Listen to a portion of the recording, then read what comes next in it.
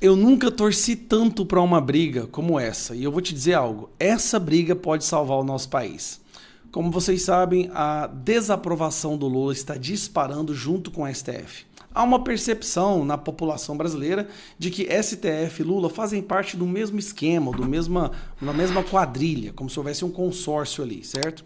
Então esse escândalo do Banco Master envolvendo Dias Toffoli, que foi um cara que o Lula indicou, querendo ou não, está respingando no governo, principalmente porque tem lá Rui Costa, Jacques Wagner, mais uma galera do PT, teve as reuniões do Vorcaro com o Lula, teve o Lewandowski, enquanto ministro da Justiça, recebendo dinheiro do Vorcaro, o Alexandre de Moraes é visto como o grande protetor do Lula no Brasil, e aí está respingando no governo. E o governo está revoltado com isso. Lula está no desespero, ele precisa baixar a rejeição dele, a desaprovação.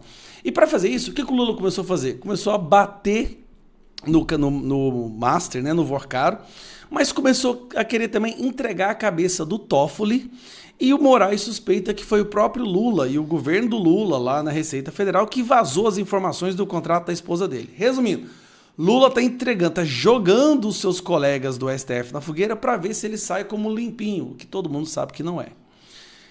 E aí o STF tá soltando umas indiretas. Ó, Lula, a gente te tirou da cadeia, cara. A gente te descondenou, te colocamos na presidência. A gente prendeu o seu adversário, a gente censurou milhares de pessoas. E é assim que você nos paga? É muita ingratidão. Hoje o STF mandou um recado pro Lula. Lula recebe alerta para baixar o tom e evitar confronto com o Supremo. Olha, cara, só no Brasil que você lê um absurdo desse. O presidente recebe um alerta para baixar o tom e evitar confronto com o Supremo Tribunal Federal. Por quê? Tem algumas coisas que o Lula colocou para votar lá, como por exemplo, ele furou o teto fiscal, ele explodiu a economia do Brasil, ele arrebentou com todo mundo. E aí, ó, onde é que eu li aqui? Aqui. Segundo integrantes do governo, Lula fala o que pensa, sem filtros, e isso tem consequências. O Supremo tem inúmeros julgamentos de interesse do governo, incluindo bombas fiscais, que podem impactar em 234 bilhões o caixa da União. E há investigações que envolvem seu filho mais velho, o Lulinha. Então, peraí, olha o que o STF está falando. Literalmente, Lula, protege nós aí, senão nós vamos ter que prender seu filho, que nós sabemos que é corrupto, e nós vamos ter que negar os seus pedidos aqui e causar um rombo no seu governo, que você não vai ser eleito. Não tem briga melhor para o Brasil do que esses dois. Lula está numa encruzilhada. Rejeição muito alta, tem que se desvencilhar do Banco Master e do STF, então tem que bater no STF e no Banco Master. Porém, se ele bater no STF e no Banco Master, o STF vai para cima do filho dele corrupto, que já tem provas o bastante para prender, e vai para cima do Caixa da União também, dando um prejuízo de 234 bilhões. Que o Lula... Lula tá numa situação, irmão. Meu Deus do céu, man. Que desastre que ele arrumou para ele. O Ricardo... Aí termina assim, ó. O recado foi claro, confronto não é bom para ninguém.